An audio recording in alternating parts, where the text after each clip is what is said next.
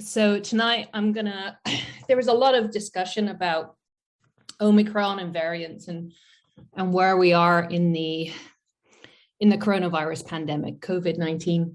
So I thought a couple of weeks ago about giving an update about what variants are and what it means and what the future holds and what it's, what can we project into the future. And with Christmas and everything, I kind of got distracted and I didn't do it. So I'm doing it now, and it's really interesting because so much new information has come out in the last 2 weeks. It just goes to show how quickly the science is moving with coronavirus. There's so many people worldwide working on it. So every time you think we know things, 2 weeks later, it can change dramatically. So I like that I had an extra 2 weeks for this information to come in. So just going to talk about where we are right now with the epidemic. I think everybody is aware that we have I should be able to get a pen here. Let me see. There we go. Is that going to give me a pen? Yeah. Okay. So with the flu pandemic in 1914, which is the closest analogy we have to what's going on now, there were three waves. So there was a first wave, a second wave, and then a third wave. And we thought maybe with the third wave, we were going to see cases and incidents drop off much more that we did with influenza. But influenza is a very different virus. And we know quite a bit about influenza because for 100 years, we know that it can kill millions of people. We didn't really know much about coronaviruses because they just used to give us the common cold. So it was a disease, it was an infection, but it didn't really make you sick enough for people to care. And then there was a SARS-CoV-1 epidemic, an outbreak in 2003. And worldwide, it killed about 8,000 people. There are quite a few differences between that virus and the current virus in terms of how it made you sick. For that virus, it would make you sick about a day before you actually started producing virus yourself. So it was possible to identify people who were potentially contagious and put them in quarantine and isolate them before they were able to infect other people. That's not the case with COVID-19 or SARS-CoV-2. You generally are infectious for 1 or 2 days before you show signs and symptoms. And because of that, it spread quite quickly from person to person, and we weren't able to contain it the same way we were with SARS-CoV-1. And that's probably for the best because SARS-CoV-1 had a mortality rate of about 10%. And the virus we're looking at now has a mortality rate of 1%. And that certainly dropped quite a bit, but that's mainly because of interventions and now the role of vaccines. So anyway, we have this fourth wave spike, and this fourth wave is due to the way that the coronavirus evolves. And we're learning about it kind of, I'd say not entirely after the fact. I'm going to show you a paper where people kind of predicted the emergence of this strain in June, but no one was quite prepared for what we were seeing. So what we're seeing is a fourth wave, an enormous spike. I think we got up to 800,000 new cases a day. That's dropping. We didn't see the same rise in deaths and the same rise in hospitalizations. You can see that the number of people infected versus hospitalizations here, we were about 200,000, so 4 times less, and about the same number of hospitalized. And this is a reflection of the vaccine. And so you're getting an infection, right? So this graph up here is kind of the incidence, how many people are infected with the virus, whereas this one is how many get sick enough to go to hospital, and this one is how many people are sick enough to actually die. And this reduction, this dramatic reduction we're seeing here is through vaccination. So the vaccine can't stop you getting infected, but it can reduce the likelihood of you ending up in a hospital and even dying.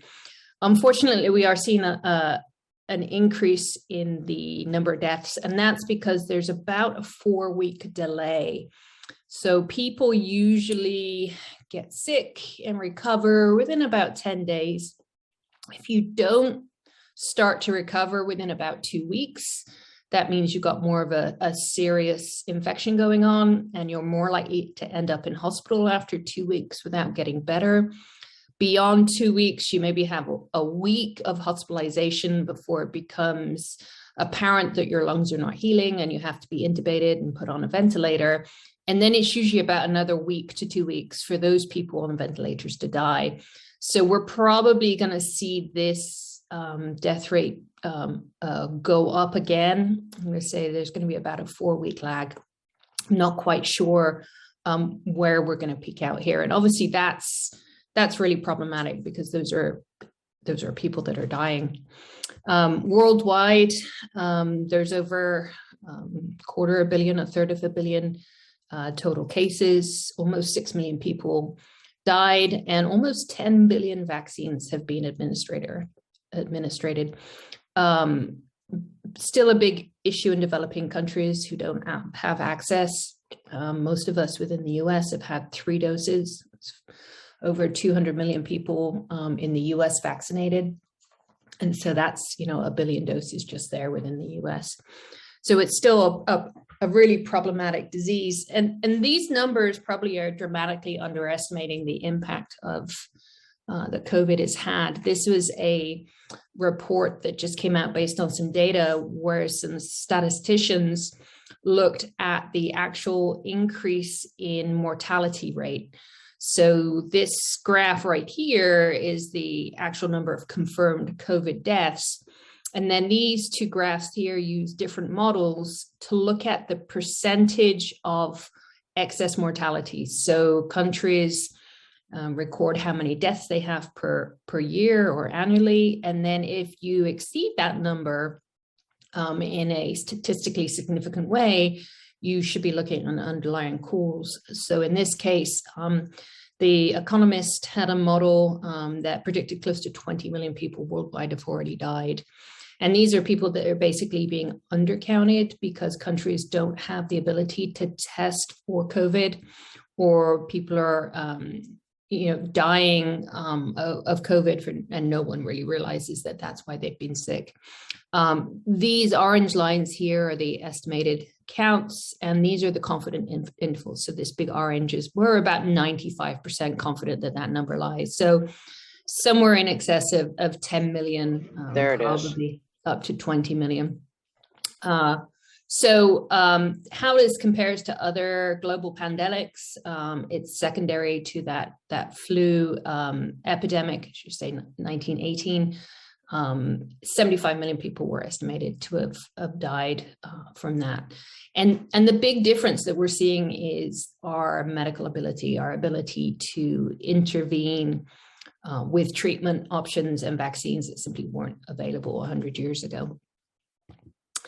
This is the current vaccine rate for vaccination rate within the US. And you can see from this scale bar at the top, from anywhere from 40% to 80+%. We estimate that at least 73% of the population probably need to be vaccinated for there to be herd immunity. So herd immunity is where so many people are vaccinated that it prevents movement of the virus from person to person, because an infected person is more likely to come into contact with someone who's being protected by the vaccine. So these 40% levels are really kind of poor. People are saying that I'm protected because maybe I've had coronavirus and therefore I have natural immunity. A lot of the data indicate that natural immunity from an infection, a natural infection, lasts for about 90 days. So once you pass that 3-month window, then you start to be more likely to get a COVID infection, and also that the outcomes are going to be more severe. And I think it's worth pointing out the idea of the term natural immunity. A vaccine gives you natural immunity. It's just artificially acquired. So rather than being infected by the virus, you are given a vaccine. In this case, you're either given a component vaccine or an RNA vaccine, which expresses the protein. So you don't have the whole virus. There are some conspiracy theories that people who have the vaccine are shedding the virus. Well, they've never actually had the entire virus in their system, so it's impossible for them to shed the virus. Some other conspiracies have said that, vaccinated people are more likely to catch COVID. Again, there's no data to support that. Vaccines are very good at keeping you out of the hospital. They're not going to stop you getting sick. They're going to keep you out of the hospital. And in a lot of cases, that's enough, right? So we've all had the cold before. Nobody likes getting the cold. But I think there's been an expectation that if you get the vaccine, you get nothing, right? There's no signs or symptoms. Well, if you get the measles vaccine, you'll still get infected with measles, but you won't make enough of the virus to infect other people, and you probably won't make enough of the virus to feel sick yourself. But it doesn't mean that the virus hasn't gotten in there. And this is the case with COVID. The vaccines are stopping the signs and symptoms, and more importantly, the severe signs and symptoms that will make you very sick, dangerously sick. And that's kind of where we need to be shifting our thinking, is that the vaccines give us a cold. The vaccines don't give us a ventilator. The issue with vaccination rate, we looked like we were in really good shape. I think within the first 100 days, there were something like 100 million people vaccinated. And it looked like we were in really good shape for getting everybody up to herd immunity. And then it's really slowed down. And that dip up into kind of this point right here, this is the people that wanted the vaccine were going to go out and get the vaccine. Some of us may have waited in line, been checking every day for an appointment. So most of those people were able to get the vaccine. So there was a rapid acceleration of vaccination. And then you've started to see that tail off because, some people are vaccine skeptics, some people aren't sure, some people are worried about safety and efficacy. And so there's been much more of an effort to convince people to take the vaccine. And as a result, we're probably not going to get past herd immunity until later in the year. And there's a lot of issues with the politicization of vaccinations and the treatment and conspiracy theories. Just one example of that, I don't really listen to Joe Rogan. I can't say I ever have. He seems kind of a bit like a meathead to me, but he's very popular. I think the latest statistics is that more people listen to the Joe Rogan podcast than listen to CNN for news. And Joe Rogan is kind of he's a bit of he's definitely a conspiracy theorist.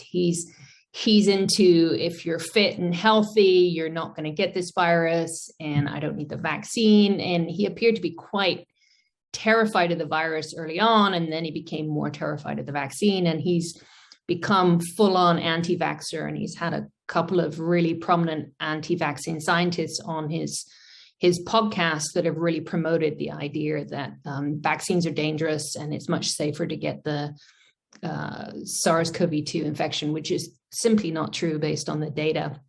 And it's came to a head. I noticed this came out a couple of days ago where, good for him, Neil Young is going to deplatform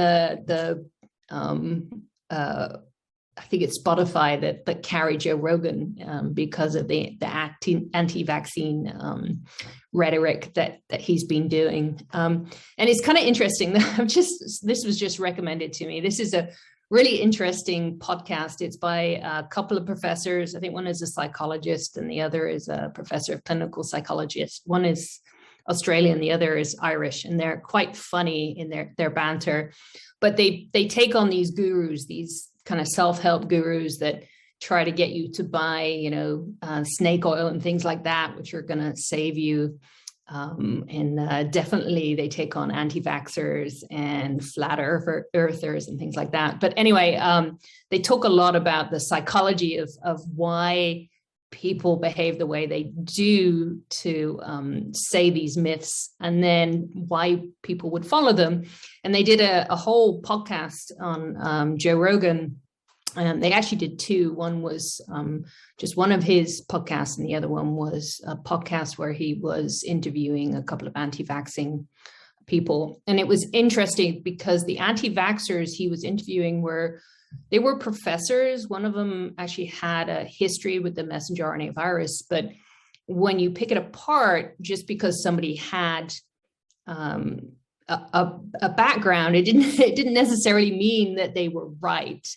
And Joe is very susceptible to believing experts who have an opinion that agree with him. But the big takeaway from this podcast is that Joe is not an expert, and that he doesn't know how to filter good information from bad information. And so much information is being thrown at people that's kind of understandable that that's a challenging thing to do. Like what is good and what is bad.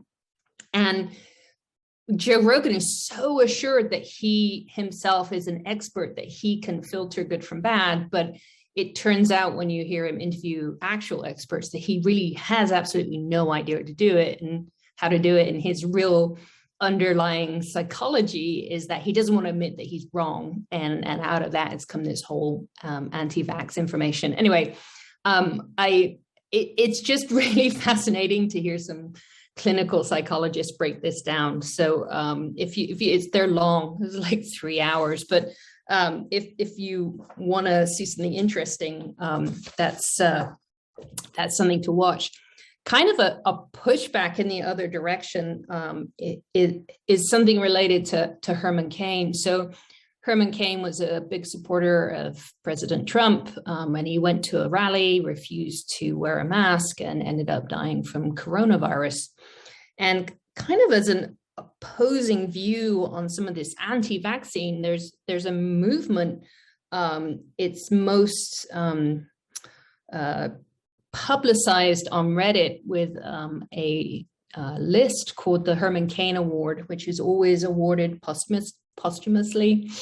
And that is given to people who are so sincerely anti-vax and into conspiracy theories that they end up catching the coronavirus and dying. And it's a really interesting site to see some of the misinformation that gets spread around on Facebook. So we will hear about echo chambers and how people kind of get into a group of a bubble of information, and they share this information around, and it's just plainly wrong. So in this case, the big thing they say is that there's, a 0.03% chance of dying from coronavirus, but then there are all these possible outcomes of taking the vaccine, and none of these have been shown to be true. And then unfortunately, with hundreds of millions of infections, 0.03% in hundreds of millions of infections is a lot of people dying. And the Herman Cain Award is awarded to the people that spread this information and end up dying of the vaccine. But it's kind of like, it's not necessarily a healthy way of viewing it, but it's important to remember that the viruses have very serious consequences to a lot of people. This is a more famous one. This is Bill Phillips. He's a former coach to the Denver Broncos. This was a photo of him a couple of years ago. And he ended up catching coronavirus. He is very much an anti-vaxxer, very much said, I don't want any of those chemicals in my body. They're bad for me. I refuse to take them. And then he caught coronavirus. And I believe he was in the hospital for a month. I can't remember how long he was on a ventilator. But this is the picture of him being discharged from the hospital. And he lost 70 pounds in muscle mass between when he went in and when he went out. And his lungs have been so severely damaged by the virus that he can't go to the bathroom on his own without assistance. So, we can talk about the the virus and the impact and kind of make fun of people that aren't vaccinated, but there are very real world consequences for people. It's not just death. Death is one metric of measuring the impact of coronavirus. Another metric is that up to 20% of people who get coronavirus get a very severe disease that gives them long-term consequences. His lungs are damaged to the point that he will never have a functional life again. And he's become a big proponent of vaccines. He's like, I didn't know, I listened to the hype. And then there's another issue, and that is long COVID. Well, you may have heard of long haulers, and this is also known as post-COVID-19 syndrome. Again, a very high percentage of people suffering from this. These are all the symptoms that you can get from long COVID. Long COVID is usually defined as at least 3 months post-infection. Most of the people that have were examined in this study still have these signs and symptoms 4 months after the infection. There are some long haulers that are 14 months out from the infection, and they're still so fatigued, still so tired that they struggle to go to the bathroom on their own. There's a big issue with brain fog. The virus itself remodels membranes within your cells. So if it gets into your neuronal tissue and into your brain, it can actually damage the neuronal tissue in your brain. 16% of people have memory loss. There's neurological syndrome where some people are confused. Some people cannot return to work because they don't have the cognitive, they can't think the way they thought before. 25% of people lose their hair. So there's a lot of like really serious signs and symptoms. So as I said, death is not the only outcome. We're not quite sure what causes long hauling or post-COVID-19 syndrome. It does appear to be related to some underlying genetic predispositions that you might not know you have unless you get sick. And I said, these people, a lot of them are still requiring home care to function, 6 months after they got COVID. So I know this isn't the right group to be banging the drum about vaccinations, but it's important that the people around you. I've been working on my hairdresser for a year now to get the vaccine, and she just doesn't see an advantage of it. And you just got to keep working these people. We got to get that herd immunity up, and we got to protect people that can't get the vaccine. So the very young and immunocompromised. There are some treatments that you can give immunocompromised people who can't receive the vaccine, so they can't make immunity through vaccination, so they don't have a natural protection. But they do have cocktails of antibodies that they can give these people now to kind of give them the same kind of protection that maybe if you were breastfeeding, you'd get from your mother. So by providing the antibodies you need, they can cover these people. They're slow release antibodies, so they stay circulating in the body for up to 6 months. So we can protect those people, but it's very, very expensive. And they are still in potential danger if that treatment doesn't work. The other thing is that, we think about long haulers and we think that these people get sick and that they're going to recover to health. So this is kind of a graph from nature where, this is your best life, and it declines as you get older. But if you get COVID, and you're in your 20s, you get really ill, you have a very poor quality of life while you're infected, and then over time you recover and you get back to your optimal health that you had before you got sick. Well, if you're a long hauler, you may never get back up there, right? So you may have a diminished quality of life for 60, 70 years, the rest of your life, because of this infection you had in your 20s. And if you end up hospitalized, you can have really severe problems. You can have issues with your heart, major issues with your lungs. There's a lot of renal failure associated with COVID infection, and you may not even make it that far. You may die before you get to that point. But if you're older, you're looking at a much higher likelihood. So it's really important. People are like, there's only a 0.03% of death. Well, that's not the only outcome. So getting on to the variants. So where did Omicron come from? So I'm going to go into the genetics of this a little bit, and hopefully I won't lose everyone. I have a habit of making these presentations go much longer than they need to. So we use Greek letters to identify the variants, all the way on to Omicron.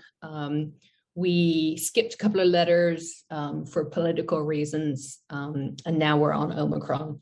So it is a new variant. It was first detected in South Africa, but that doesn't mean that's where this virus emerged.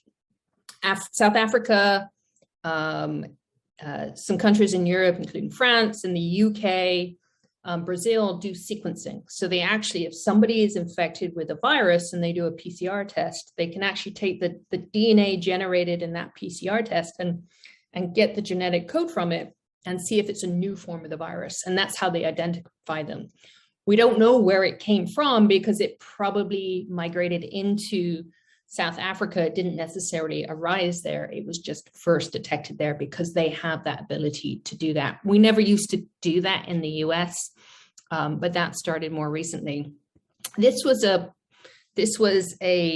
slide I showed to my students in November. I think Omicron, the very first case of Omicron was November 11th. I think the first time it was announced that it was a new variant of concern was November 29. But anyway, this is a slide I showed my students before Omicron became a variant of concern. So there are a lot of early variants of the coronavirus, but we didn't do sequencing in the US until late 2020. So we didn't really know what those are. So the first one that we detected and started tracking was Epsilon. So there were just a couple of cases of Epsilon, and then Epsilon was a fitter virus. And that meant that it was more likely to be transmitted, and it was more likely to cause an infection if it was transmitted. So that was Epsilon. And that became a dominant form. So this is the percentage of the population of this scale here. And you can see it very quickly came in and became dominant. So up to about 80, 90% right in here. Then Alpha appeared. This one came from the UK. There were a few cases of it. You probably remember people worried about it in the UK, and then it was detected in the US.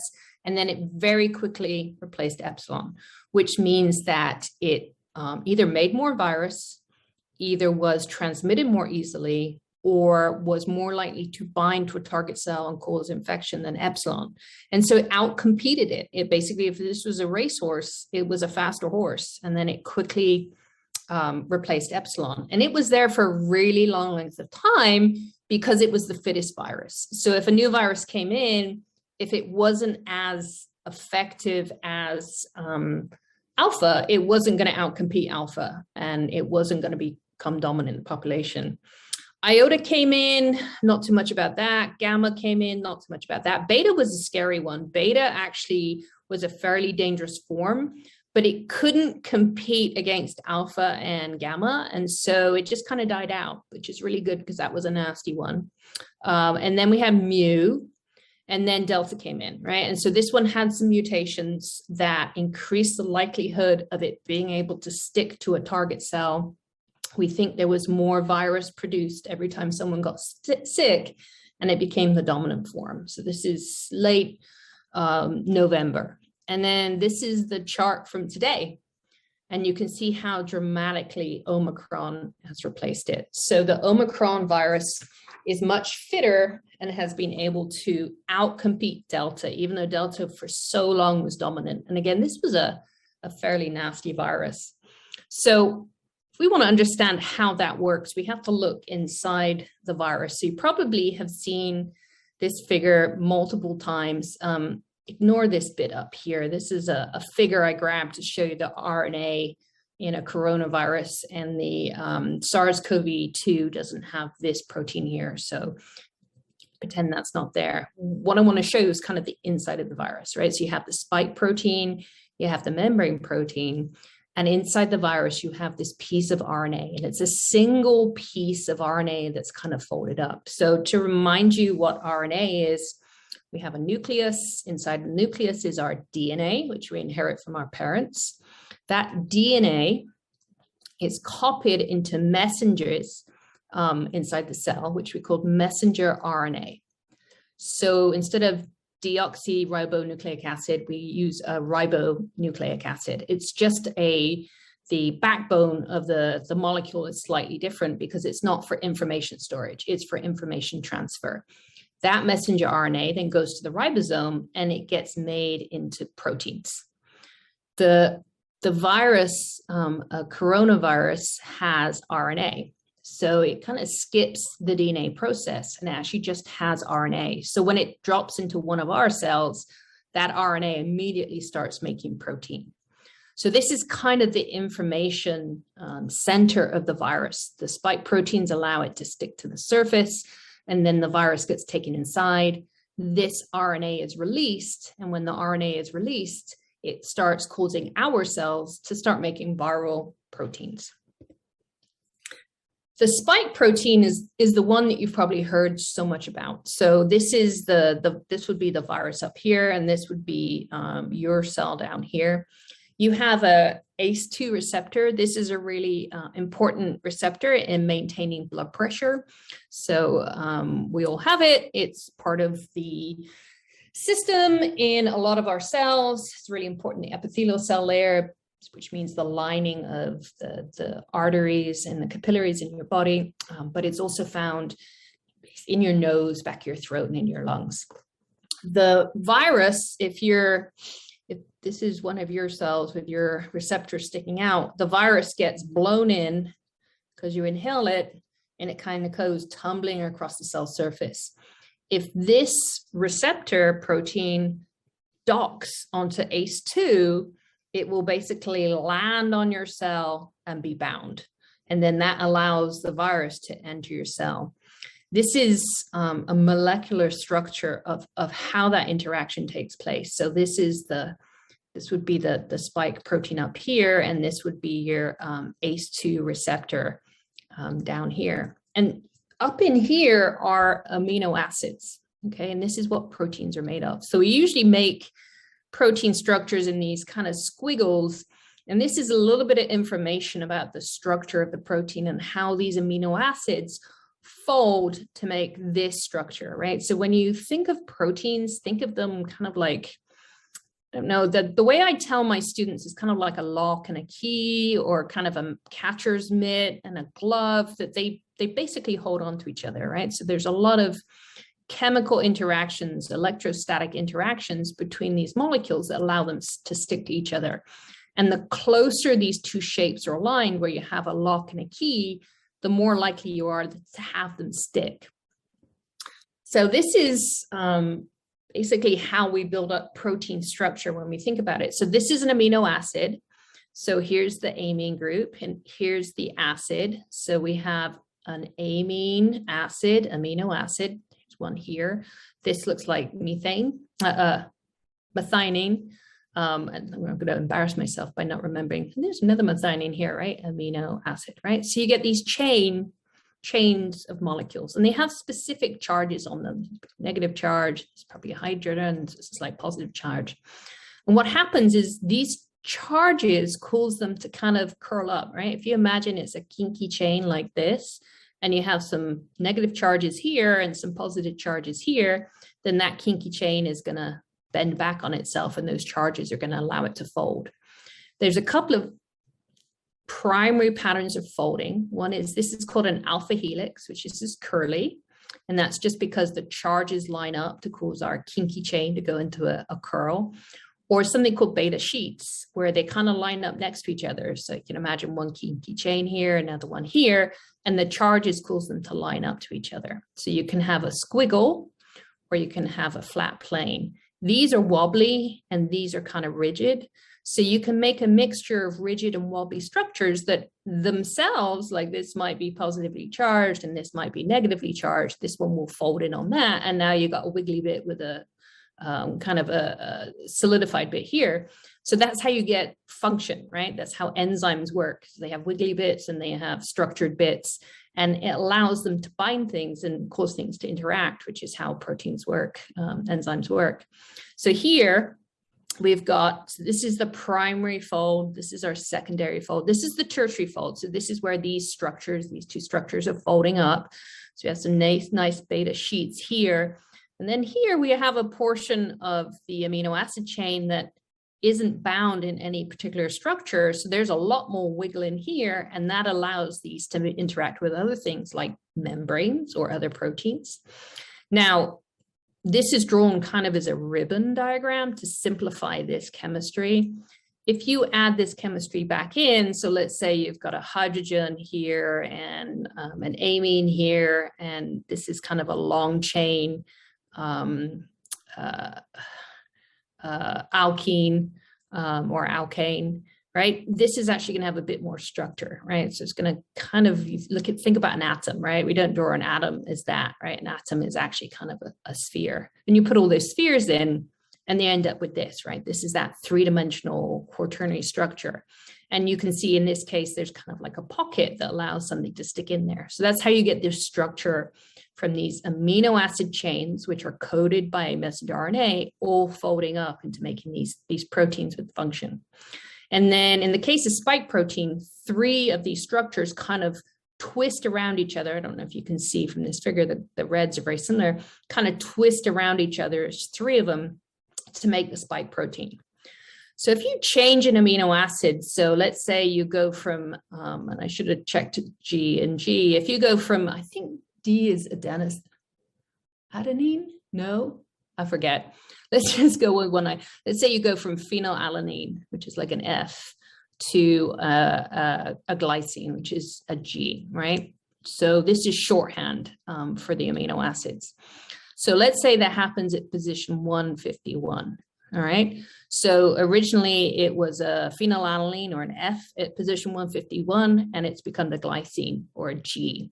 So the mutation would be written as 151G because we've gone from an F to a G. And when you do that, if we're looking at these structures, if you're changing a charge because you change this amino acid, then you change the structure that is built. So you get a structural change. It doesn't look the same. So if you can imagine, you've got a structure like this, which is recognized by an antibody. So the antibodies that your body makes against the spike protein recognize this structure and you can bind. But then a new Omicron comes in that has something like this. Now that antibody can't recognize it because there's a completely different structure. So that's how these mutations that you see, this was drawn out from a New York Times image, these one single change in that amino acid now changes the shape of the spike protein. That becomes problematic for your antibodies. So this is a kind of a cartoon image of an antibody. And we talked about this the last lecture I gave. Your body has 2 cell responses. One is a cytotoxic response where you make killer cells that go around and kill bad cells that are infected with the virus. And the other one is antibodies, where you have cells that will make these antibodies. And these antibodies have some really important functions in neutralizing the virus. So spike protein comes in, the coronavirus comes in and it's covered in spike protein. And those spike proteins, as this thing tumbles, is looking for that ACE2 receptor on your cell. If your body has made a lot of antibodies, the antibodies will bind to that spike protein and basically cover it. So when it tumbles past an ACE2 receptor on your cells, instead of that spike protein being able to recognize that ACE2, it's covered in antibodies. So you're just bouncing antibody, which is one of your cell proteins, against another cell protein and nothing happens. So that protects you. If you have, let's say you get, I'm going to draw a terrible picture of a person here. Okay, This is why I don't do anatomy, right? So there's this person, okay, and the virus, they're inhaling the virus, and the virus is going in the body. If you have enough antibodies, what happens is every single virus particle that comes in gets blocked. And we call that, and because every single virus particle comes in, it can't bind to your cells, the virus is basically sterile. It can't cause an infection. We call that sterilizing. And sterilizing immunity is incredibly rare. It's very, very difficult to get sterilizing immunity where every virus particle won't stick because of antibodies. And in fact, it's so rare that we can really only create it in the lab. Most of the time, what happens is you get thousands of viruses coming in from that big inhale of air that you got, and it blocks 99% of them, okay? So 99% get blocked. One comes in and infects the cell. But because it's just one cell that's infected, and maybe that cell infects 10 neighboring cells, but it's a very small amount, and because you have immunity, your antibodies are able to prevent that virus from moving to other cells or prevent it from going very far. And also these cytotoxic T cells are activated and they start killing those infected cells. So what happens is we call that neutralizing immunity, in that what it does is it neutralizes the infection. It doesn't completely stop it. You can't have a sterilizing infection, you have a neutralizing infection. And to have this work, you have to have a certain level of antibodies. And you may have seen people talking about antibody titer. And an antibody titer is basically how much can I dilute the antibodies in your blood and still get you to block infection with this virus. And it turns out with coronaviruses, that neutralizing ability appears to start to fade after 6 months. So if you get your first shot of an RNA vaccine and then your second shot about a month later, you have a 6-month window where you're in really good shape. And then after 6 months, it starts tailing off.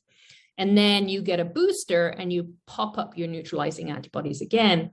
But what we see is if this is the concentration of antibodies up here, we see that with the first vaccination, you get this. And then that second vaccination, you get this. And then it starts to go after about 6 months. And then with the third one, you get it even higher. And we don't know what happens after that because there just aren't enough people. We haven't had enough time to do that. So that booster gives you enough antibodies. And the issue with the mutations, the Omicron variant, is, we have this spike protein here. And it has a region which is called the receptor binding domain. And that's what binds to the ACE2 receptor. And that's changing in Omicron. So the antibodies you make, even with these vaccines, don't bind to the ribosome binding domain and block it. But what they do is they bind everywhere else on that spike protein. And all those other interactions actually help reduce the likelihood of infection. So you're not going to completely block the virus coming in as you would if it was like a Delta or a Alpha variant that had the same ribosome binding domain, the same receptor binding domain as the vaccine, but all these other antibodies do a pretty good job. And so that's why you're kind of feeling a bit crappy, is instead of this being 1 in 1,000, it might be 100 in 1,000 that are getting through. And it takes your immune system a little bit longer to catch up. But the most important thing is all these other antibodies are what are keeping you out of the hospital. This is just a map showing all the different mutations that have occurred in the spike protein. So we talked about the receptor binding domain. This seems to be a hot spot for where there have been changes. And then this is this N-terminal domain, is NTD. This is kind of when the protein is made, it kind of starts with the amine and ends with a carboxyl. So we start an N-terminal domain and it's a carboxyl terminal domain. So this is the end. So it's the first bit that gets made. This is really important in fusing cells. So what happens when you have the spike protein on the virus and it binds to an ACE2 receptor on your cell, the spike protein pulls these cells close together, pulls the virus close together. And this N-terminal domain actually helps the membrane of the virus fuse with the membrane of your cell. So imagine the membrane of your cell is a lot like a soap bubble. Also, the membrane of the virus is a lot like a soap bubble. So if you bring those soap bubbles very close together, they end up fusing.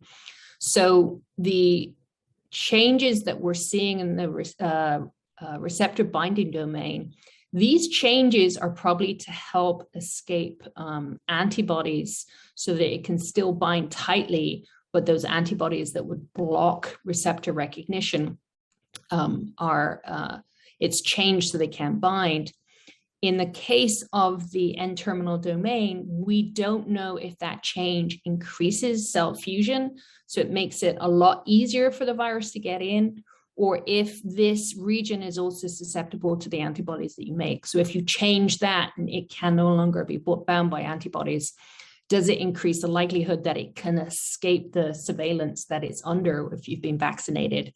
And it turns out there's a lot of evidence that what Omicron is doing is not so much fitter, but what it's doing is it's avoiding the vaccine. And so it's a consequence of having a lot of people that have either been infected with the Alpha and Delta variants, getting antibodies against these regions, or if you've had the vaccine, having antibodies against these regions.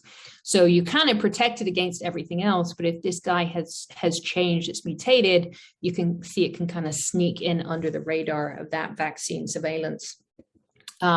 This is just a map of the Delta variant showing mutations. I'm going to talk a little bit more about the structure here. This is the whole genome of the virus. And we've only been talking about spike protein, which is the little bit that's encoded here. And I actually had a load of slides talking about what all the other bits did and totally nerded out about it. And I ended up taking them out. But you can see Delta, which was the new variant that was spread very quickly, had a lot of changes in the spike to avoid some of that immune surveillance.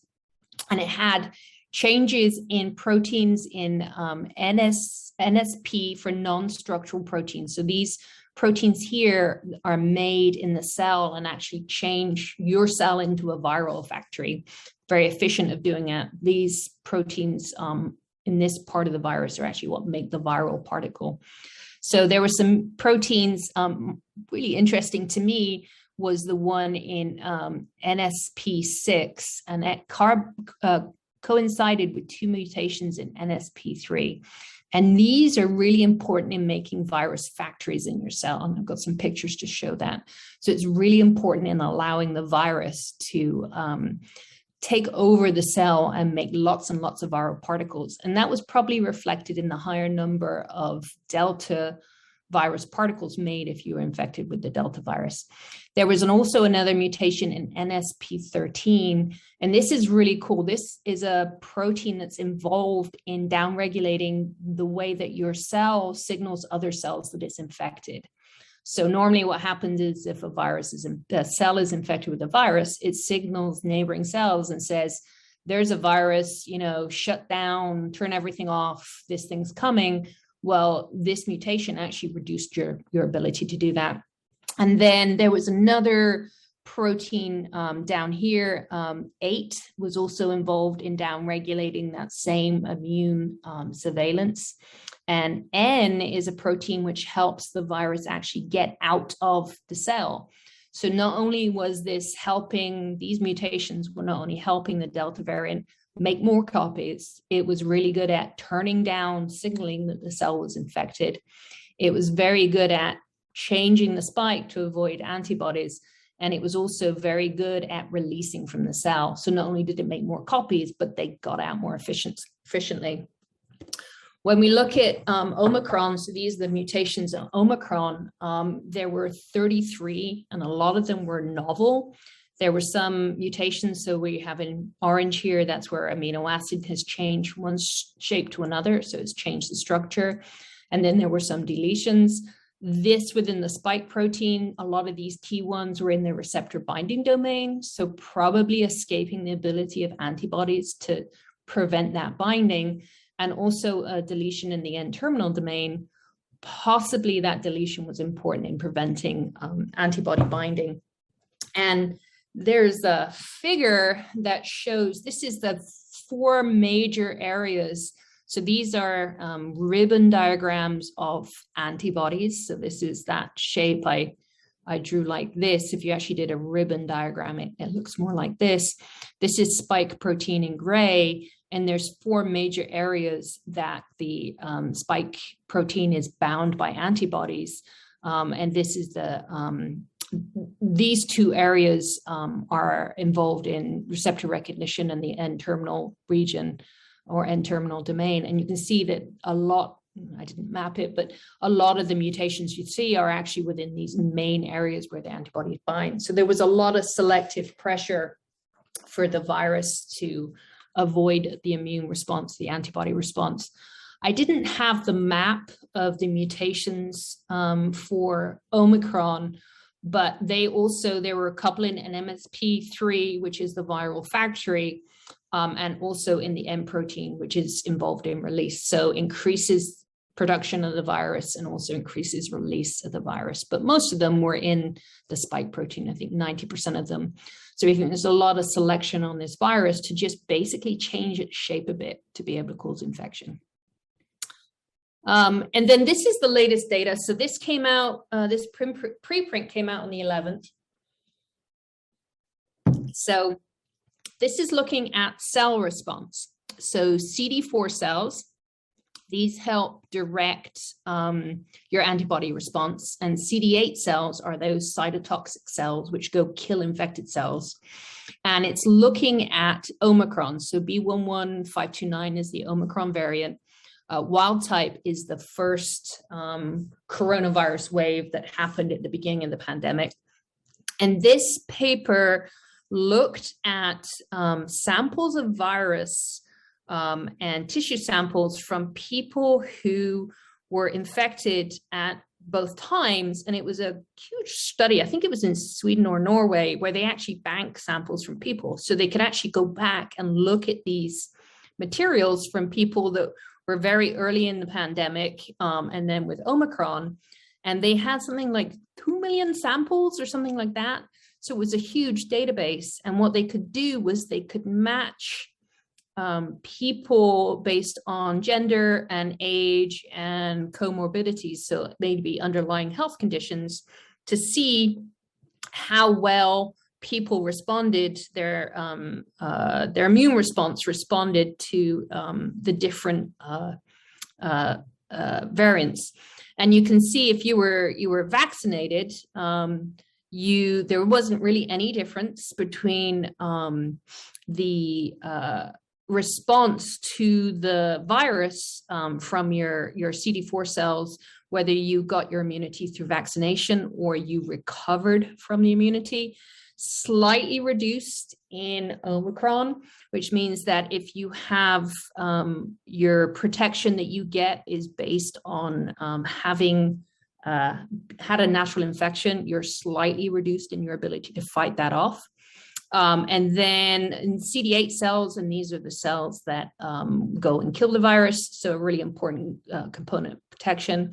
Again, vaccinated, slightly reduced in Omicron, and significantly reduced if you're using convalescent serum. So you're basically depending on having a prior infection to protect you.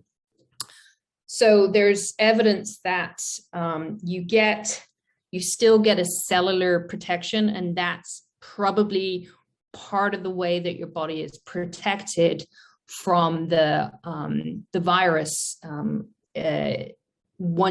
So basically what I'm trying to say is you get some level of protection, right? The virus spike protein has changed a lot, but you're still protected. Your protection is less if you get the convalescent serum. And then just an example of this is the data we have in the number of cases and the number of deaths. As you can see, quite a lot more cases. This is for Omicron.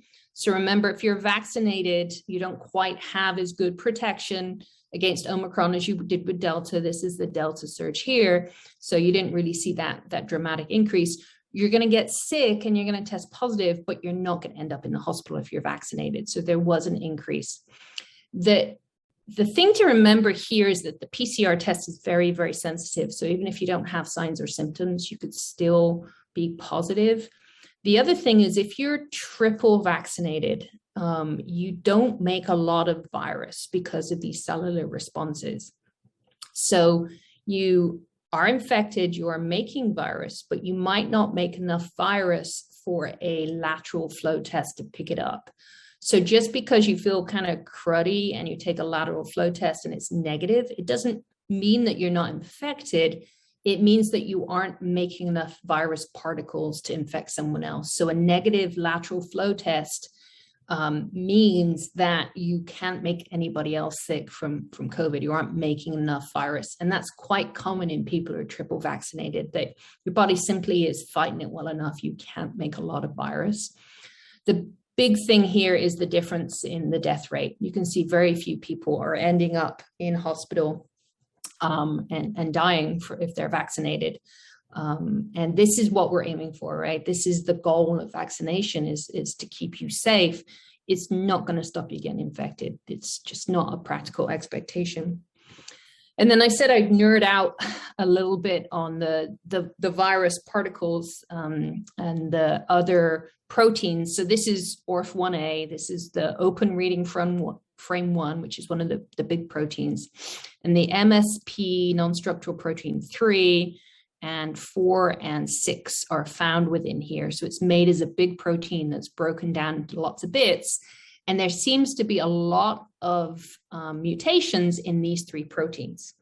And they have a really important role in replication of the virus. So this is just a model of replication where the virus binds to the ACE2 receptor. It gets pulled into the cell. The RNA gets released and it starts making proteins. These proteins will go and start rearranging the cell membrane of your cell, and they actually rearrange the Golgi apparatus. So just a little bit of histology here. This is a normal human cell. So this is the nucleus here. And that messenger RNA that I told about that's made in the nucleus gets exported into this into the endoplasmic reticulum, which is this area here. And all these red dots are ribosomes bound on the outside. So the messenger RNA gets picked up by one of these ribosomes, and the ribosome produces the protein and exports it into the cytoplasm. That's how this whole process works. And I'm sorry, it's a rearrangement of the endoplasmic reticulum, not the Golgi. I misspoke. So this is what it looks like in a normal cell. It's either rough or smooth, depending on whether it has ribosomes attached, where you're taking the RNA to protein, or smooth. And this usually, in the case of smooth, is where you're having secondary modifications of any proteins that are made. Then these proteins, if they're getting exported to the surface, parts of the ER bleb off to make these vesicles that move to the Golgi apparatus, and you have cell processing to make these little packets that go to the cell membrane to release whatever protein in your lungs, in your nose, whatever proteins you need. And this is what it looks like in a normal healthy cell. This is the ER. You can see it's kind of these it's contiguous with the nuclear membrane here, and these kind of packets, and you can see all the dots of the ribosomes. So this is that same image for reference. And this is a coronavirus infected cell. And this is what's happened to the ER. You get all these packets that are made, and these packets are called virus processing factories. And what's happened is all the virus proteins that are involved in replicating the virus are kind of in here, as well as the viral RNA. So all the viral RNA gets packaged into these structures within the cell. And this is really important because viral RNA is a big signal of the immune system. Viruses, when you have an RNA virus like this, it has an RNA template and it has to make copies of itself. So you end up with a transient structural form, which is called double-stranded RNA. So our cells only make a single strand of RNA, but a virus will make it double because it has to copy itself.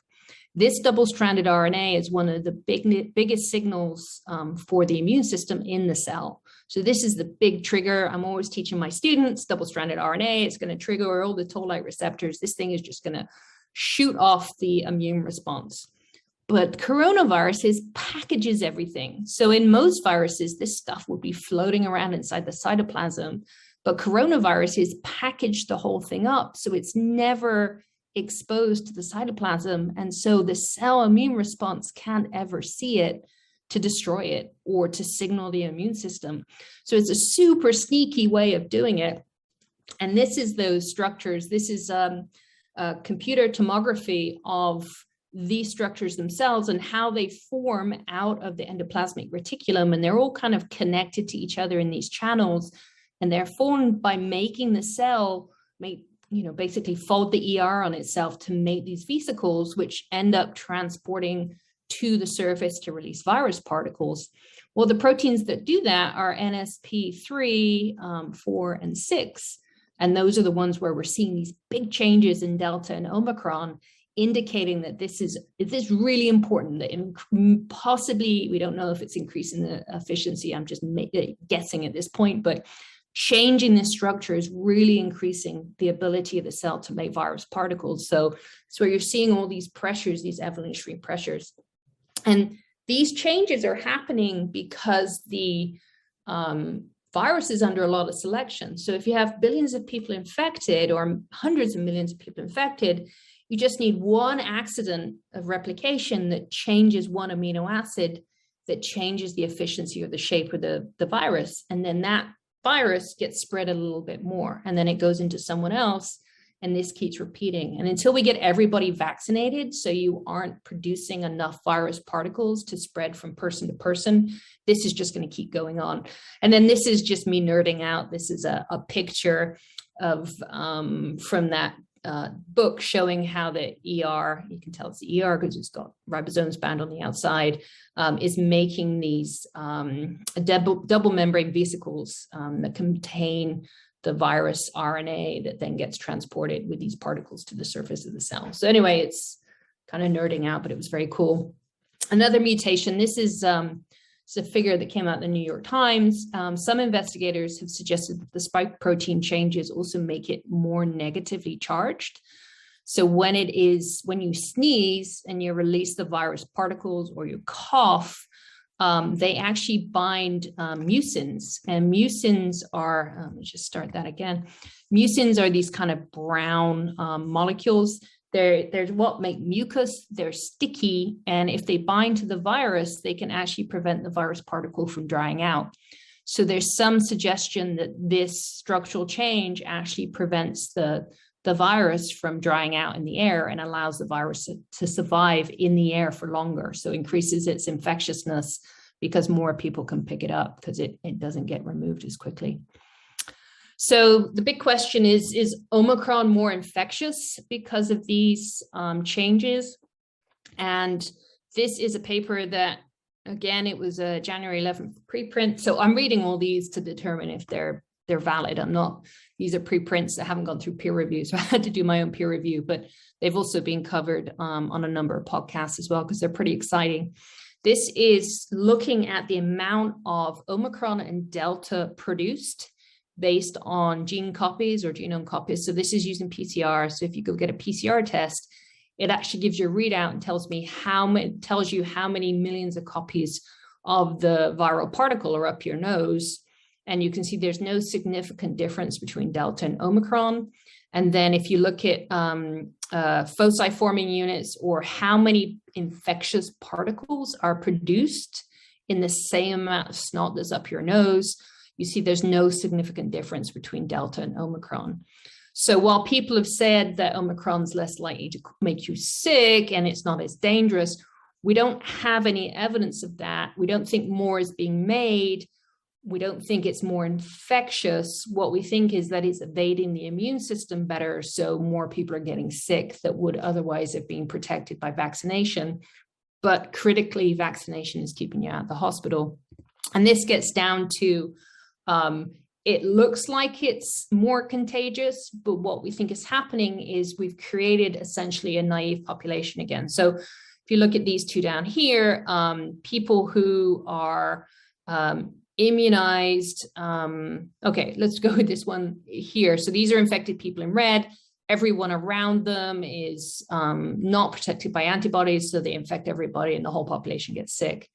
In this scenario, a few people are vaccinated, so they don't get sick, but the vast majority of the population gets sick. In this scenario, most people are vaccinated, and because most people are vaccinated, this person doesn't transmit to anyone because everybody around him is protected, and so the few people that are susceptible to infection because they don't have any immunity stay healthy. But what's happened is we were all in kind of this scenario, but because of the changes that Omicron went through to help evade the immune system, we're kind of in this scenario again, in that you've got a whole population that's potentially susceptible, in that those of us who've been immunized are can get infected again. If you've had the booster, the likelihood of you getting even, a severe cold, which is kind of what we're looking at these days, is reduced. So it's really important to get those boosters. We don't know if we're going to have another booster. We're looking at those, the royal we scientists are looking at what immunity looks like over time after that third booster. But don't be shocked if you have to have another booster in 6 months. So the question is, what is the new normal going to be? And the new normal, people keep saying, oh no, coronavirus is endemic now. Well, coronavirus is endemic in January 2020. Basically, there's so much of it, you couldn't put the genie back in the bottle. There was no way we were going to be able to treat this thing like smallpox, where you can create a vaccine, the virus doesn't change, nobody's susceptible. This is a virus that mutates over time. And it's doing it based on fitness. So its ability to replicate, and its ability to replicate requires it to infect more people.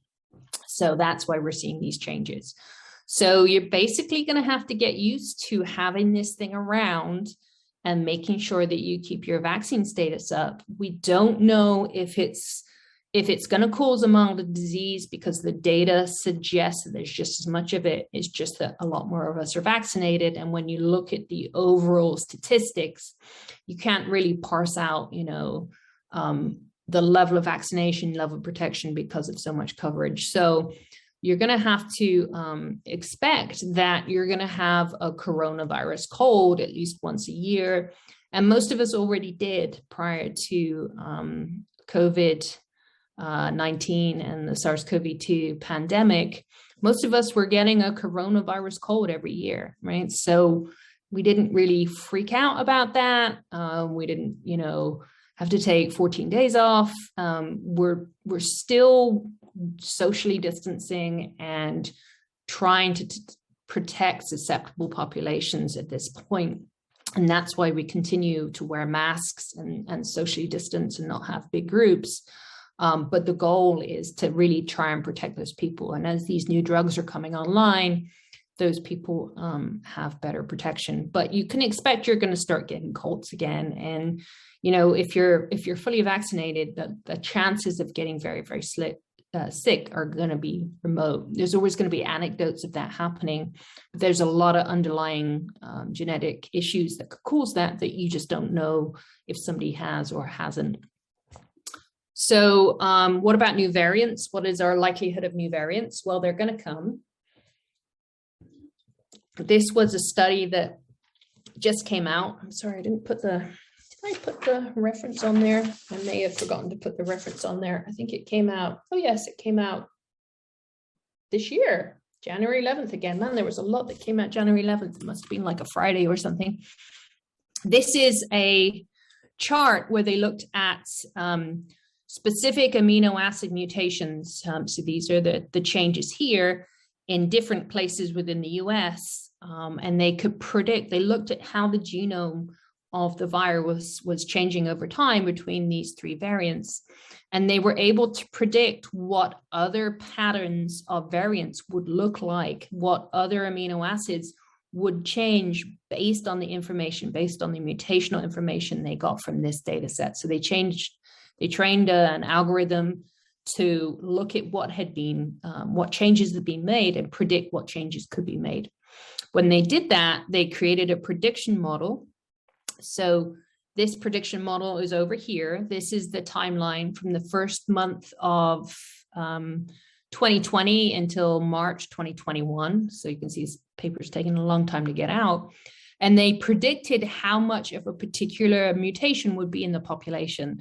So these dotted line is based on their prediction of how these variants would emerge and when they would be seen in the population. And when the line becomes thick, or solid line, that's when that became an actual observed mutation. So you can see they were actually able to make a lot of predictions about variants, about these mutations that ended up being pretty true. So they predicted that this one would be, 1% of the population prevalence by this date, and it was really close to it, and so on. They just made some mistakes where they predicted that these variants would emerge sooner, and they actually came out later. But if you look at the date where they predicted it to spread, so they predicted that this mutation here would emerge in July 2020, it didn't show up until January 2021. So they were 6 months ahead.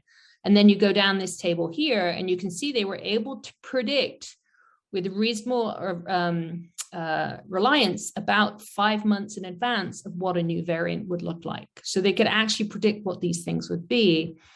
And in doing that, that gives us enough time. You may already be aware that Moderna is starting tests on an Omicron vaccine. This really became a variant of concern in November 29. So what are we, January? Let's say January 29, so 2 months. So if we have a 5-month window, we might be able to predict what these more serious forms of the virus may look like in order to create a vaccine before they become an issue. And then rather than going and getting a specific vaccine against coronavirus, you might get a cocktail, and that cocktail would be all the predicted variants.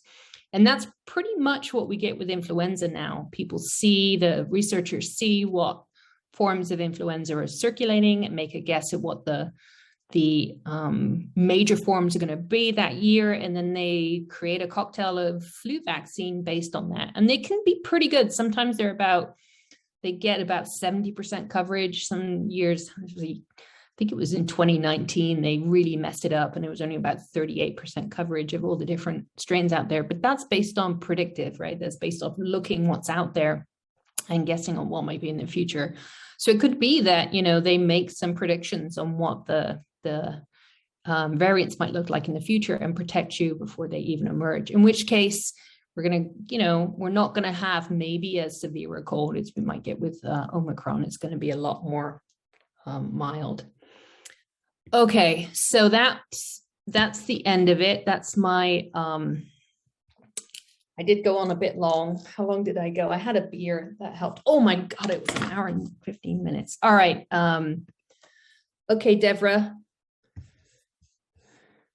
Hello. So Hello. we had a couple of questions. Let me pull up the chat.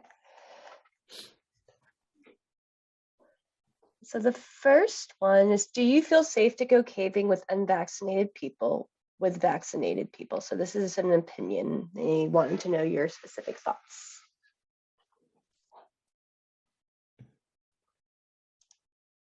about being in an enclosed environment. I'm not worried about me getting sick. I don't know that I can't make them sick. So there's a likelihood that I could get infected. It's unlikely that I'm going to make enough virus for them to get sick, but there's no guarantees of that, right? I don't know my genetic predisposition. I don't know how I'm going to shed virus. There's a lot of what ifs. So I've got the vaccine. It's enough to protect me, but I don't know what it could do to how much virus I shed. So in that case, I wouldn't feel comfortable because I wouldn't know what risk I'm putting that person at. So no, I don't believe I would feel comfortable caving with someone who was unvaccinated, more because of my concerns about their health. The next question has to deal with probability dealing with people who are vaccinated and infection with Omicron. So they're asking about that it's less likely, but do you mind expanding on that about what that Are they, if they're unlikely, if they're unvaccinated, are they less likely? They are vaccinated. So vaccinated people certainly can be infected, but they're much less likely, correct? And so do you mind expanding on? We don't know that. We don't have the data on that. It's all going to be person to person specific based on your immune response, what kind of antibodies you've made. I think I got Omicron over Christmas. I kind of remember when it happened. I went to the grocery store right before Christmas with my stepson to buy the turkey. And it was absolutely heaving. Nobody was maintaining social distance. Everybody was crowded in. And I turned to him and I said, I bet you someone's got Omicron here. And then I got sick 3 days later, which is the window for Omicron. And I felt kind of crappy for about half a day, just sat in front of the TV, and then I was over it. Whereas I've got friends who, actually my stepdaughter got Omicron and she was down for 2 weeks. So it's highly variable. I don't know. I'm trying to think. I think the data I've seen is the familial contact data. And the familial contact data, which means people in the family. So if somebody catches it and goes home to the house, how many people did they infect? And they infect more people with Omicron than they do with the Delta variant. And that's more related to the kind of immunity that you have and how Omicron is good at getting over it. So that's a very long, waffly answer to say you are kind of likely to get Omicron if you're around someone who is unvaccinated shedding the virus. Next question is, how does the vaccine prediction window compare to, say, the flu? Seems like 6 months better than flu. And does mRNA allow faster response to new variants? Yeah, so that's the really nice thing about these mRNA vaccines. With the flu vaccine, you have to make it by growing the virus in chicken embryos. So you have to get fertilized chicken eggs.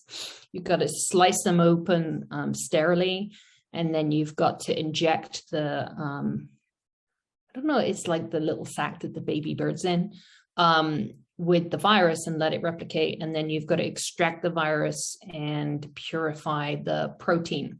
And it takes months. There's, I gave a lecture at BARDA, which is the Bioterrorism Defense, I can't remember BARDA. It's Bioterrorism Agent Threat Reduction or something. I can't remember what it stands for.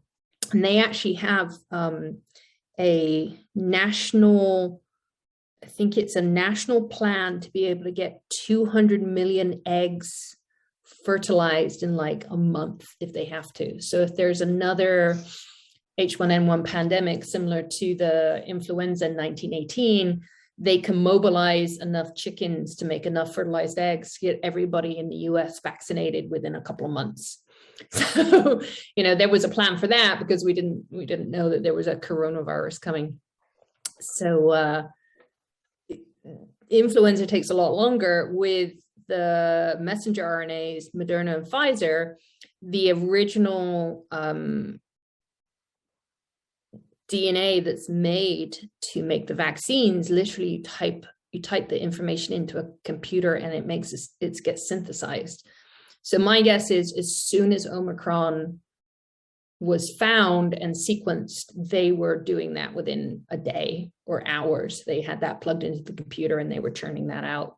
And as you can see, we've already gone into clinical trials. So it was like no time to take it from that through fermentation to produce enough of the RNA to be able to make the vaccine. So very, very quickly. So yes, it's a huge jump. And I imagine most vaccines are going to get away from the flu. I can't imagine that influenza vaccine is going to continue to be made the way it's traditionally been done. I mean, it was a real leap forward in vaccine technology with coronavirus, and I imagine that's going to carry forward for lots of different vaccines, and not just infectious disease, cancer vaccines as well. So I think it's going to be really dramatic. So the next question, since it's Kevin and I'm kind of having trouble understanding it, do you mind unmuting and asking it again? Because there's Kevin, Mr. Manley. It's going to be sarcastic, whatever it is. All right, I'll move to the next question, and Kevin, ask yours again. Next question is, here he is. Here he is. Sorry, I was exercising, and after all I got from it last time. So Hazel, you actually answered the question when you were about the flu. I was asking, we make the flu vaccine by using the chicken eggs, but couldn't we use the other process? And yeah, I think it's never going to be the same. It's just going to take time, because those clinical studies have to go through the traditional pathways. So, you're looking 5 to 10 years. But the big thing about the flu virus is we want to get to the core of the what is it, neuraminidase, hemagglutinin. So the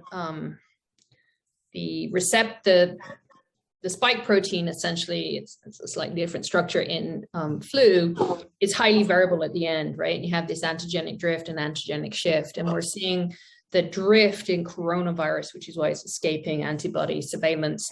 But influenza can actually jump and actually get a new protein structure, right? And that's why we see these different strains come out. The idea is that it's like a mushroom. The influenza protein is like a mushroom, and all the antibodies bind the cap of the mushroom. And if you could get antibodies against the stalk of the mushroom, it wouldn't matter about that variance that you see in the cap of the mushroom, because all the antibodies would get to that stalk of the mushroom and would get immunity no matter what. And the NIH, NIAID, I know Tony Fauci's for years, it's always been the thing he talks about is a universal flu vaccine. And they've invested a lot of money and they're incrementally moving towards it. So that's the goal, is you get one and done for influenza, or maybe one and a booster. And I think, when we learn more about coronaviruses, we may get there with coronavirus. It all depends on how that protein sticks in the membrane, the spike protein sticks in the membrane of the virus, and understanding that structure. And we may get there with coronaviruses. And if that happens, we won't get we won't get coronavirus colds, right? So that cold that you get every year, you probably won't get anymore. I'm part of this coronavirus exhaustion is there are other viruses, right? When I say if you feel sick, you probably have coronavirus. Man, there's a lot of other stuff going around. And it's that oh my God, I have a sore throat. Oh my God, I've got coronavirus, right? And it could just be a rhinovirus or something like that. So a lot of things are gonna change as a result of this vaccine technology. All right, thank you. Our next question is, what precautions should a group of cavers take before going on a cave trip? Check for symptoms beforehand, confirm vaccination and booster beforehand, do testing beforehand, wear masks while in cave, stay 6 feet apart while in cave. Others, just what would your... I think a lot has to come down to personal risk assessment. So there's 3 scenarios I can talk to. One is Cheve. So I went on an expedition to Cheve in spring last year when there were only 2-3 people on the expedition who were vaccinated. And we had very strict protocols in place. We had testing. People were required to quarantine for 10 days. And if they showed any signs or symptoms, we test them. And once they've been in quarantine for 10 days, then they could go into the general population. They were required to take a test before they came down on the expedition, and they weren't allowed to go anywhere. You weren't allowed to go into town. You were in your COVID bubble, which was 5 to 6 people. You cooked together, you ate together, you socialized together for 10 days, and then you were released into the general population. And they caught 3 people that tested positive before they came down. So we required everybody to have a test within 2 to 3 days of traveling, and 3 people were positive and didn't come down. So we kept it out. We required as many people we could to either drive or take a direct flight to minimize chance of picking it at the airport. Everybody had to wear a K95 mask or approved high filtration mask. And we managed to keep it out of the expedition. We didn't have any positive cases. Now it's very, very strict. I work in Sarah Furnace Cave, which is a very small confined cave. And we had 2 people who were on a trip together who were vaccinated, and they both got quite sick. And so we have a very strict policy that you have to test with a lateral flow test, which are, you know, the do-at-home test before you drive. So before you leave in the morning to go, so you're required to be vaccinated, and you have to do a test. You have to be in a bubble of people, and then you have to you have to enter the cave at separate times to minimize contamination. Now, my third scenario is what I've been doing at Wing Cave, and then that's a personal risk assessment in that, you know, considering, you know, my age and my vaccination status and my health, and the fact that I trust the people I'm caving with, am I willing to personally take that risk? And for me, that's a risk I'm willing to take. So there's lots of different scenarios. I don't think you should judge based on a group decision, because sometimes a lot of decisions are going to be made when it affects a big project. But if it's a personal decision for you with your friends, you need to do a risk assessment about what you're comfortable with. And one of those comforts is if people are vaccinated. And we've already talked about that. If the variants have changed their spike protein such that antibodies are less likely to bind to them, reducing immune system detection / response, wouldn't that make the spike proteins less likely to bind to cell receptors as well, and thus reduce infectiousness too? Or do the antibodies and cell receptors bind to the spike proteins differently? They bind differently, and some of the changes to the ribosome, the receptor, sorry, RBD is from a different project, but the receptor binding domain changes can actually improve efficiency, right? So it's you've got to think about the trillion of virus particles, right? It's evolution exploring every possible avenue. So it can not only change the structure of its spike protein, but it can also change how it binds to the ACE2 receptor. It could change the amino acids. It could bind somewhere slightly different. It might increase efficiency. Everything is about fitness. And the big thing for fitness of Omicron appears to be immune avoidance. That's what's making Omicron fit, is being able to avoid the immunity of people that are vaccinated. But it's not able to avoid it enough that it can make you seriously ill, right? We're seeing these in unvaccinated people. I think it's something like 99% of people who are, you know, severe symptoms in hospital are unvaccinated, so they don't have any protection. The other thing is that antibodies are only half of the equation. And I think if you go back to my previous presentation, we talked about the different kinds of immunity and cell-mediated versus humoral, which is what we call antibodies. And that picture I showed of the CD4 and CD8, that's a cell-mediated immunity. And it turns out you don't need any antibodies at all to not get sick from Omicron. There are some people that have no antibody production and they don't get sick. And what it is they have an entire cellular response. So those cells go in and kill infected cells. So again, the reason that our immune systems are so highly variable is because we're exposed to all kinds of different pathogens all the time, and especially novel ones. At some point, I'm going to have to do a presentation just on how our body, I just did it with I'm teaching medical micro this semester, and we just had 2.5 hours on how your body can recognize pathogens. But we're deliberately, the human genetic system is designed to be highly variable, because you might be crap when it comes to COVID, and you might go down like a ton of bricks when it comes to COVID. But let's say cholera, there's a massive cholera outbreak and you barely break a sweat, right? And so you have to have all those differences, because it's about the fitness of the population, not the fitness of the individual. The next question, I think, is a statement from Derek. So, should I be concerned? Move along. Okay. Oh. What did he say? CDC data in November says those who are not vaccinated are 4 times more likely to test positive than someone who is vaccinated, and 13 times more likely to test positive than someone vaccinated and boosted. Good for him. Those are some big words for Derek. I personally have a question because if you are immunosuppressed or on immunosuppressants, how does that change your cost-benefit analysis when you were talking earlier about when you're about safety? What other considerations would you put into that question? But there's lots of different kinds of immune suppression. Some could be natural, some could be genetic, and some can be pharmaceutical. I think that's definitely a question for your doctor. A lot depends on the kind of suppression that you're under, and then the consequences that could have, right? So we talked about different kinds of immunity.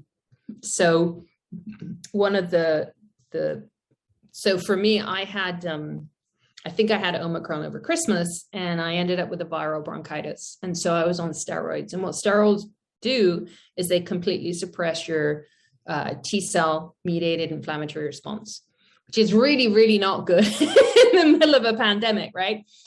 But it was for a short window of time. I wasn't traveling anywhere. I was masking up. I was double masking up when I left the house. I tried not to go anywhere. And, I had no choice, right? I was quite sick and, not able to have a normal life. And I needed to do that. It wasn't working. So I certainly behaved very differently as a response to that. But it was a transient response. Plus, I knew that I just had Omicron, or suspect I just had Omicron. So, I would have that T-cell, B-cell response, just kind of like, even if nothing else happened, you'll keep that going for a couple of weeks before it starts to drop off. So, yeah, it's definitely something you want to discuss with your doctor. And again, when you think about going caving, it really needs to be a personal risk assessment, right? Nobody, they say the new normal is that we're all going to get colds and things like that, but that new normal is going to be very different for a lot of different people. So, yeah. Is there any other questions? Well, thank you very much, Hazel, for doing your 5th segment and updating us on the coronavirus. I greatly appreciate it on behalf of the NSS. I am sure our membership appreciates it. If you have any further questions, feel free. Is it okay if we direct them to your email, or how would you, or your website? Yeah, that's fine. And people have been finding me on Facebook too. So, and loads of people had lots of really good questions that they wanted me to cover. But, I was really kind of digging in, and I was really disorganized on this because I was trying to cram everything in. And then I just backed off and I was like, okay, what am I trying to say? And so I think the big point is, variants are going to happen. It's going to keep happening. We need to think about shifting the way that we view this pandemic from, test, oh my God, isolate, to I've got it. I'm not feeling great. I need to wear a mask. I need to stay at home for a few days, and then I get back to normal. People have asked about convention and whether the convention should be held. And I saw no reason why the convention can't be held, right? It's a risk assessment. It's the same with everything else. If you feel comfortable, if you're vaccinated, if you're masking, if you trust the people around you, I believe there's going to be a vaccine policy for convention. I mean, I don't see any reason why I wouldn't go to convention. But again, it needs to be a personal assessment of what your risks are and what is important to you. And I think we're all getting tired of this. I don't know how many expeditions I've had postponed and canceled because of this. And we shouldn't be thinking about living our lives like unvaccinated, like frolicking around in the fields, but you can be smart and you can be safe.